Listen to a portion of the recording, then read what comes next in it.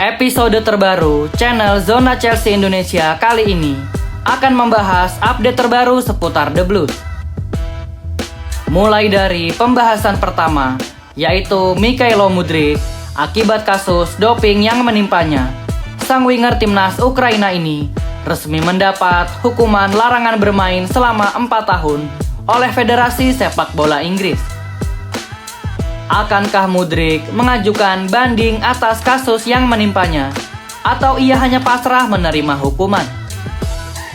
Lalu pembahasan yang kedua adalah Enzo Fernandez yang ingin bertahan bersama Chelsea dan juga meminta perpanjangan kontrak baru. Lalu pembahasan yang ketiga sekaligus terakhir adalah siapakah manajer yang akan kuat melatih Chelsea, di mana sang pelatih ini nantinya harus diawasi oleh beberapa owner maupun beberapa sporting director. Seperti apakah ulasan selengkapnya? Sebelum lanjut nonton, jangan lupa klik tombol like dan subscribe dulu Blue. Kalau sudah, mari kita masuk ke pembahasan sebagai berikut.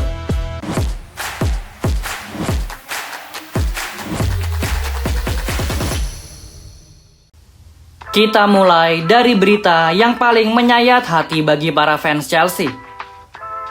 Mikhailo Mudryk, pemain yang didatangkan dengan harapan besar dari Shakhtar Donetsk seharga 70 juta euro ini, kini sedang berada di titik terendah dalam karirnya. Mikhailo Mudryk secara resmi telah divonis hukuman 4 tahun larangan bermain oleh Federasi Sepak Bola Inggris atau biasa disebut FA.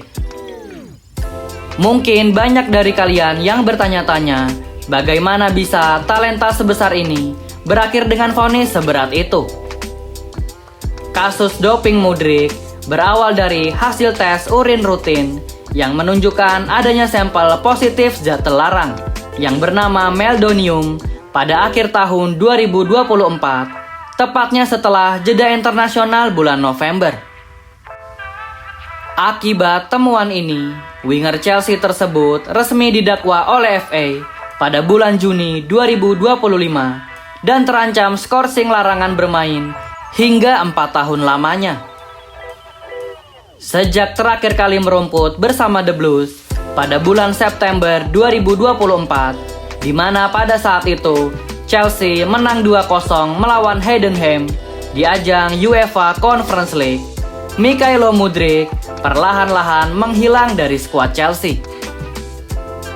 Tak nampak ketika mengikuti sesi latihan maupun di bangku cadangan, padahal Chelsea tidak pernah memberitakan bahwa Mikhailo Mudryk sedang menderita cedera. Sejak saat itu, ia sudah menepi selama kurang lebih 17 bulan. Bayangkan seorang pemain muda bertalenta hanya bisa melihat rekan-rekannya bertanding dari layar televisi atau tribun penonton selama 17 bulan lamanya. Menanggapi hal ini, pihak Mikhailo Mudryk lantas tidak tinggal diam begitu saja. Pada tanggal 26 Februari 2026 lalu, perwakilan Mudryk secara resmi telah mengajukan banding ke CAS atau Pengadilan Arbitrase Olahraga. Saat ini, kedua belah pihak, baik itu Mudryk dan juga FA, dikabarkan sudah saling memberikan dokumen dan juga bukti-bukti pendukung. Kita semua fans Chelsea sedang menunggu jadwal sidang yang sayangnya hingga detik ini belum juga ditentukan. Jika kita membahas kapan Mikhailo Mudryk akan comeback ke lapangan hijau, secara matematis, dari 48 bulan hukuman yang seharusnya diterima oleh Mudryk, kini Mudryk sudah menjalani 17 bulan. Artinya, masih ada 31 bulan yang tersisa, dan harapan kita semua adalah melalui banding CAS ini, sisa 31 bulan tersebut bisa dipangkas seminimal mungkin, agar kita bisa melihat kembali aksi-aksi kecepatan Mudryk di sisi sayap Chelsea. Kondisi Mudryk saat ini sangat memprihatinkan sebagai atlet profesional. ia hanya diperbolehkan latihan mandiri secara terpisah dan terpaksa dilarang menggunakan fasilitas resmi yang dimiliki Chelsea.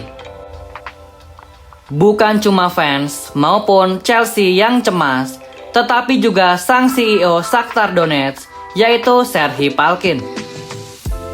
Mengapa demikian? Karena ada uang besar yang dipertaruhkan di kasus ini. Shakhtar Donetsk tentu saja menanti bonus transfer sebesar 30 juta euro, di mana bonus itu hanya bisa cair jika Mudryk berhasil mempersembahkan gelar untuk Chelsea. Serhii Palkin secara terbuka menyatakan harapannya agar Mikhailo Mudryk bisa segera kembali untuk Chelsea, bukan karena hal lain, tetapi tentu saja demi menyehatkan keuangan klub asal Ukraina tersebut. Bagaimana menurut kalian Blues?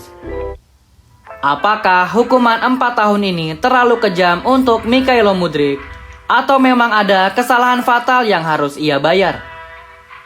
Dan yang paling penting, jika nanti ia kembali bersama skuad Chelsea setelah absen bertahun-tahun, apakah ia masih memiliki ketajaman yang sama atau justru sudah upgrade kemampuannya? Jangan lupa tulis pendapat kalian di kolom komentar Blues.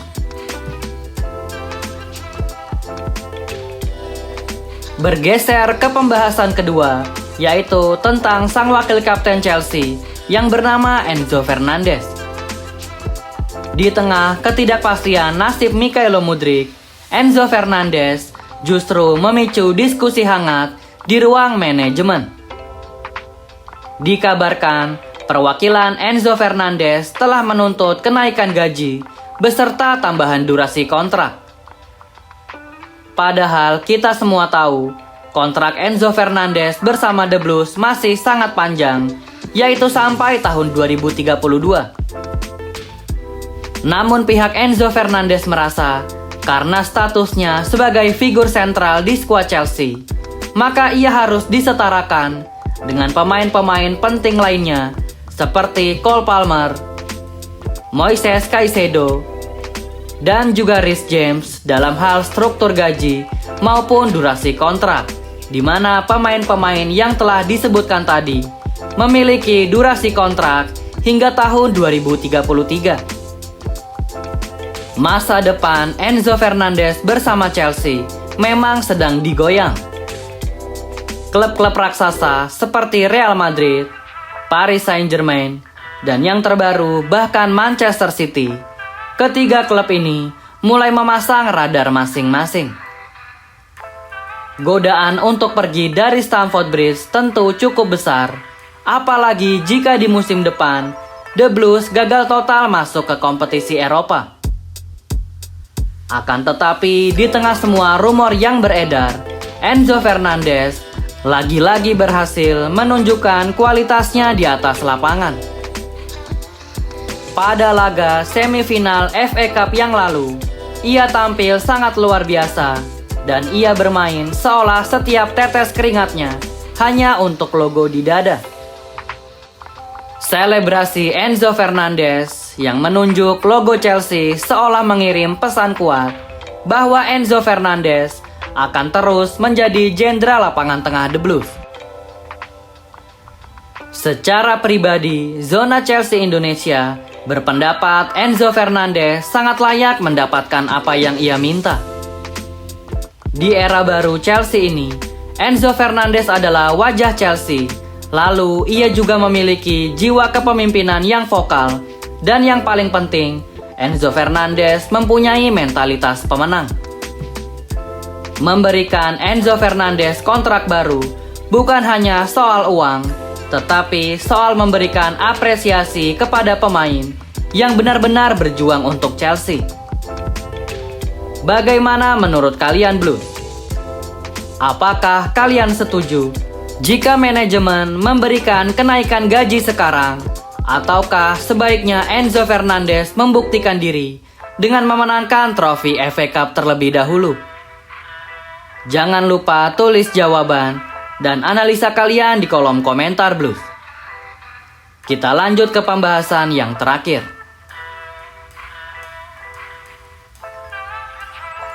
Pembahasan terakhir pada episode kali ini adalah tentang teka-teki manajer Chelsea. Siapakah manajer yang akan kuat bertahan di bawah kepemimpinan Bluco Management? Kita harus akui, Chelsea era sekarang sangat jauh berbeda dengan era Roman Abramovich. Era yang dulu, struktur di tubuh Chelsea sangat simpel, yaitu Abramovich yang memiliki uang, maka ialah yang memiliki kuasa. Di era dulu, manajemen Chelsea hanya mengandalkan seorang wanita hebat yang bernama Marina Granovskaya yang mampu mengurusi semua urusan klub, baik itu urusan transfer pemain maupun urusan di bidang komersil. Tetapi lihatlah manajemen sekarang. Chelsea mempunyai 5 sporting director berbeda dan juga memiliki 5 owner berbeda yang tergabung ke dalam satu konsorsium. Apalagi para pemilik saham ini bukan tipe yang hanya diam dan menonton, tetapi mereka juga aktif dalam memberikan suara di setiap kebijakan teknis.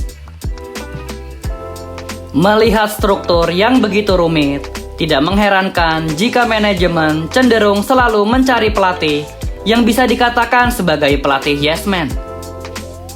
Pelatih yes man yaitu pelatih yang siap menuruti arahan direktur olahraga tanpa banyak protes. Lihat saja daftar pelatih Chelsea belakangan ini, mulai dari Graham Potter, Mauricio Pochettino, Enzo Maresca, hingga Liam Ross Senior. Kecuali Mauricio Pochettino, mereka semua adalah nama-nama manajer yang relatif baru di level elit Eropa, atau bisa dibilang manajer yang sedang membangun karir kepelatihan. Para manajer-manajer ini sangatlah mudah dikontrol dibandingkan dengan pelatih nama besar.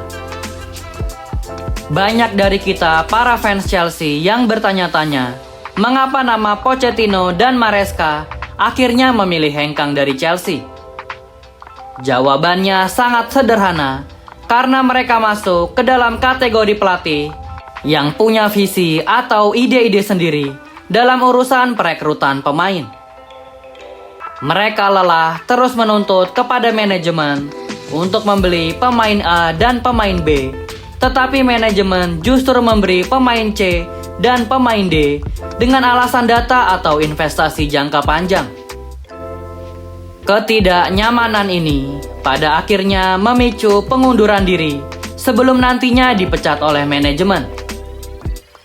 Jika dipikir-pikir, mungkin inilah alasan mengapa pelatih sekaliber Luis Enrique batal merapat ke Stamford Bridge, karena ia mungkin sudah mengetahui bahwa nantinya pergerakan untuk urusan transfer pemain akan sangat terbatas. Padahal nama Luis Enrique sudah sedekat itu untuk menjadi manajer Chelsea pada tahun 2023 lalu.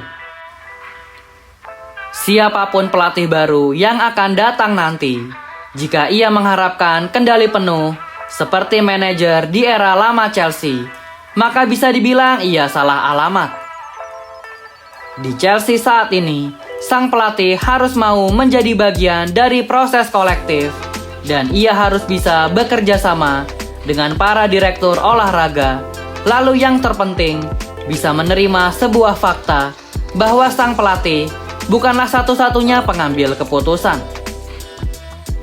Pertanyaan besar untuk kita semua fans Chelsea, apakah kalian masih optimis jika Bluco Management bisa menarik pelatih-pelatih hebat seperti Xabi Alonso atau Cesc Fabregas? Ataukah Chelsea akan terus terjebak dalam siklus pelatih-pelatih muda yang gampang diatur namun minim pengalaman juara? Bagaimana menurut kalian Blues? Jangan lupa tulis jawaban dan opini kalian di kolom komentar Blues. Berbicara soal Chelsea memang tidak akan pernah membosankan, selalu saja ada drama, baik itu di dalam maupun di luar lapangan. Namun satu hal yang pasti adalah Chelsea akan terus berjaya dan selalu menambah koleksi trofi di setiap musimnya. Terima kasih sudah menonton pembahasan panjang kali ini. Jangan lupa klik tombol like, tombol subscribe, dan nyalakan lonceng notifikasi agar kalian tidak ketinggalan update terbaru seputar The Blues. Thank you yang udah nonton episode ini. Jangan lupa like, komen, share, dan subscribe sebagai support channel Zona Chelsea Indonesia. Sampai jumpa lagi di episode-episode selanjutnya. Dan jangan lupakan untuk nyalakan lonceng notifikasi karena kami akan mengupdate seputar kabar Chelsea sesering mungkin. Thank you for watching and keep the blue flag flying high.